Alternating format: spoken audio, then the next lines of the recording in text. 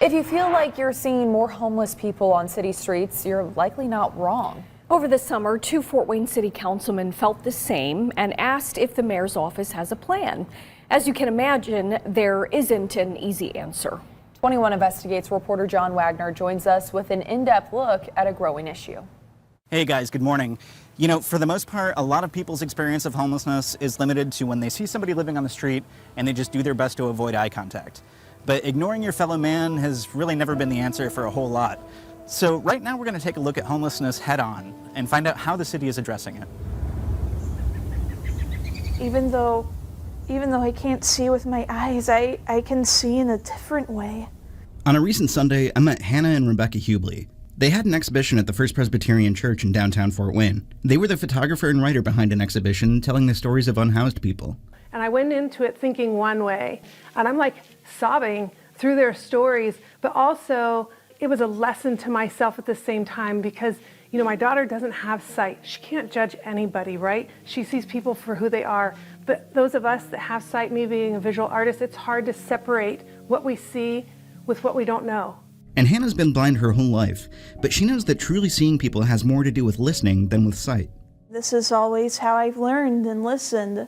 Of all the stories Hannah heard, it was what one woman said that stuck with her the most. She said compassion saved her life. I was totally able to understand that. I feel that compassion is such an undervalued trait these days, and yet it's so important, and I know its power. And the Hubleys worry things might be getting worse. It's something city leaders seem to know.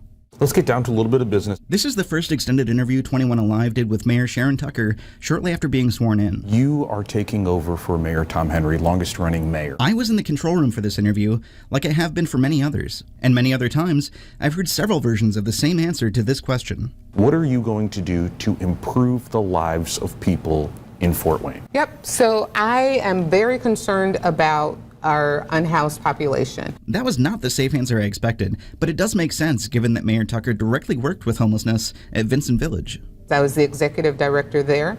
I have a passion in my heart for people who I call unhoused because when we say homeless, people think negatively of folks. If you're fortunate enough, you might wonder how things can get so bad that you or your family might end up on the street.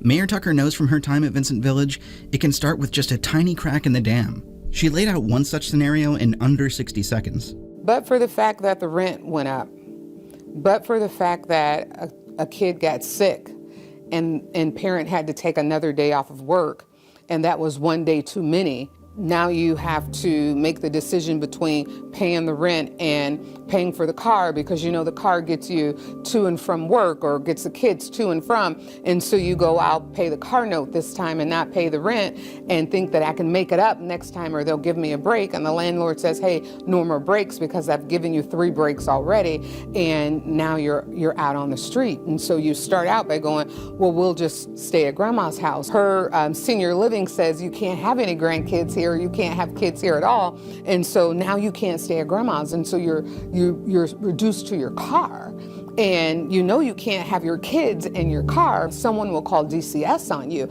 and so what do? And you find yourself unhoused. Horrifying, isn't it? This year, Mayor Tucker created the Homeless Services Manager position. The first person to hold that title is Amanda Fall. One of her first goals in the new position, get an accurate look at the city's homeless population. And that's what she did for 2 weeks this summer with what's referred to as a PIT, or point in time count. When I added all of that together, it came to about 2,250. 21 Investigates found that our shelters can only handle about 19% of that number. And that's only if they opened every bed to any person without any restrictions. But the reality is, not every bed is open to everyone every day.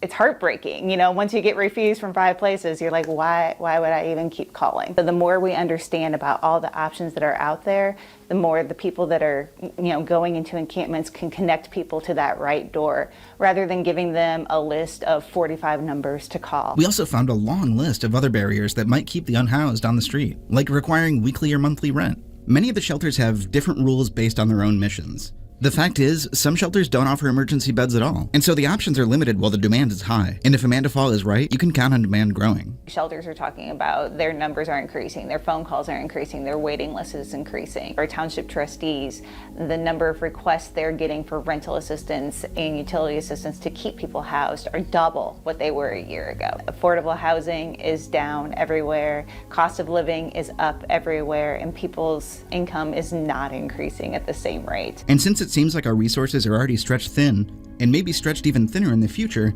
the question is, what's being done? Amanda Fall updated City Council earlier this year. She said the city needs to prioritize increasing the number of beds available, creating shelters with fewer restrictions, and increasing affordable housing options. And a new low-barrier shelter is in the works. Well, I would like to have it done yesterday. But according to Mayor Tucker, it could be 9 months or more until that project is off the ground.